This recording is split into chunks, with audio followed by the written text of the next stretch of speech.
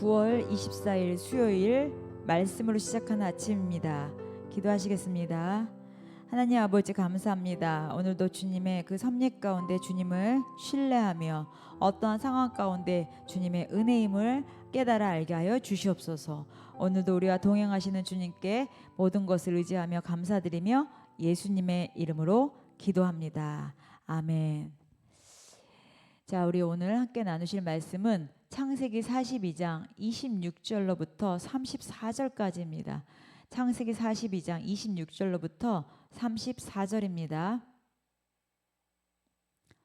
그들이 곡식을 나귀에 싣고 그곳을 떠나더니 한 사람이 여관에서 나귀에게 먹이를 주려고 자루를 풀고 본즉 그 돈이 자루 아귀에 있는지라. 그가 그 형제에게 말하되 내 돈을 도로 넣었도라. 보라, 자루 속에 있도다.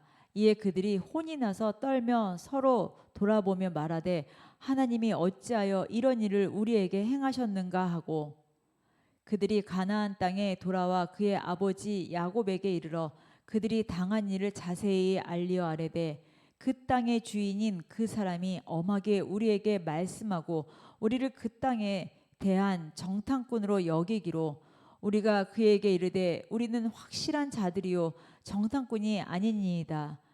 우리는 한 아버지의 아들 12형제로서 하나는 없어지고 막내는 오늘 우리 아버지와 함께 가나안 땅에 있나이다 하였더니, 그 땅의 주인인 그 사람이 우리에게 이르되 내가 이같이 하여 너희가 확실한 자들임을 알리니 너희 형제 중에 하나를 내게 두고 양식을 가지고 가서 너희 집안에 굶주림을 구하고 너희 막내 아우를 내게로 데려오라.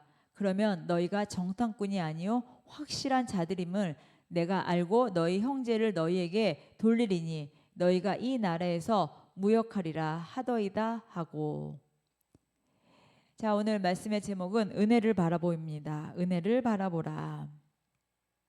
자, 오늘 26절에서 27절까지 말씀 보면 형제들은 곡식을 싣고 돌아가던 중에 한 형제가 여관에서 자루를 풀었을 때 그 안에 뭐가 있었어요? 돈이 그대로 있는 것을 발견하게 되죠. 얼마나 놀랐을까요? 그러면서 그들은 이제 두려워하면서 하나님이 어찌하여 우리에게 이런 일을 행하게 하셨는가 하면서 두려워 떨게 됩니다. 그리고 집에 돌아왔을 때 아버지 야곱에게 그동안 있었던 일을 다 이야기합니다. 자세하게 다 이야기합니다. 그리고 형제들은 요셉의 요구사항을 이야기하죠. 막내를 데리고 와야 확실한 자들임을 증명한다고, 그래야지 우리한테 묶여있는 형제들이 풀려난다고 그대로 전합니다. 자, 이제 양심의 가책이 어떻게 됩니까? 두려움으로 나타나게 된 거예요. 사실 그 돈이 되돌려진 것은 요셉이 배려지요. 어떻게 보면 형들은 그것을 하나님의 심판처럼 느꼈습니다. 두려워서 벌벌 떤 거예요. 죄책감이 있으니까 은혜도 심판으로 보게 되는 거예요.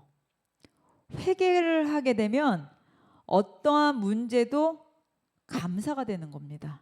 근데 죄책감이 있으면 은혜조차도 심판으로 느껴지는 것입니다. 모든 일의 주권자 하나님이 이 형들 보십시오. 하나님이 어찌하여 이런 일을, 여기에는 약간 원망의 어조가 들어가게 됐습니다. 자신들의 상황을 하나님과 연결하는데, 자, 고난과 사건을 통해 하나님을 이제 의식하기 시작한 것이죠. 어떻게 보면 자기네가 합리화하고 자기네 마음이 너무 힘드니까 합리화하면서 살다가 이제는 이 모든 사건을 어떻게 봅니까? 이 문제가 일어나는 모든 것을 하나님을 의식하게 되었습니다.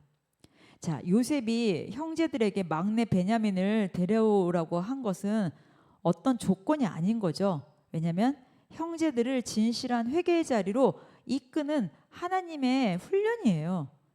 그러니까 돈을 돌려보낸 요셉의 행위는 어떻게 보면 형제들의 양심을 자극하면서도 동시에 가정을 굶주림에서 구하려고 하는 은혜였습니다. 근데 하나님은 때로는 우리에게 은혜와 시험을 함께 허락하시게 됩니다. 내가 믿음으로 보면은요, 믿음의 눈으로 보면 감사가 보이지만 불평의 눈으로 보면요, 감사도 두려움으로 보게 되어 있습니다.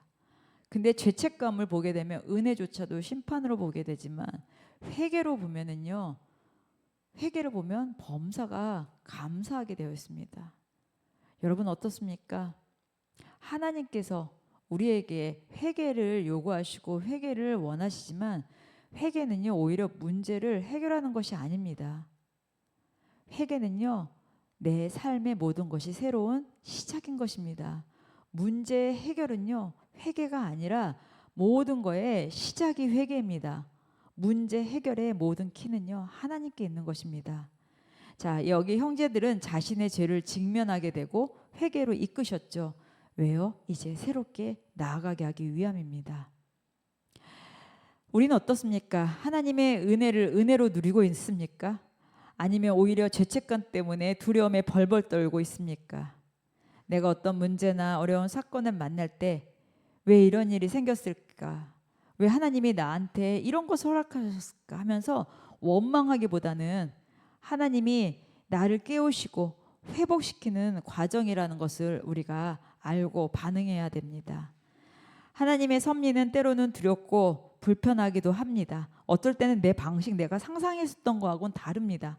하지만 하나님께서는 그 일을 통하여서 하나님의 약속과 하나님의 그 계획이 성취될 때, 하나님의 일을 이루시려 할 때 때로는 우리의 눈에 보이는 그 두려움, 때로는 불편함 그런 것 같지만 오히려 그 일을 통하여서 하나님의 일이 이루어진다는 것을 우리가 기억하시고 끝까지 하나님 앞에 붙들린 바 되어 나가시기를 예수님의 이름으로 축복합니다.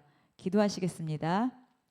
하나님 감사합니다. 내 마음속에 있는 어떤 죄책감이나 두려움 때문에 정말 주님께서 주시는 은혜조차도 심판으로 느끼면서 벌벌 떠는 것이 아니라 이제는 하나님의 뜻을 내가 바르게 분별하고 하나님의 마음에 합한 자가 되어서 모든 일을 주님의 섭리와 사랑으로 받아들이게 하여 주시옵소서. 이제는 두려움이 아니라 믿음으로 반응하는 자가 되겠습니다. 오늘도 귀하고 복된 날 주 앞에 감사드렸고 예수님의 이름으로 기도합니다.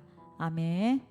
오늘도 어떤 상황 가운데서든지 주님의 은혜를 바라보시기를 예수님의 이름으로 축복합니다. 기도하시겠습니다.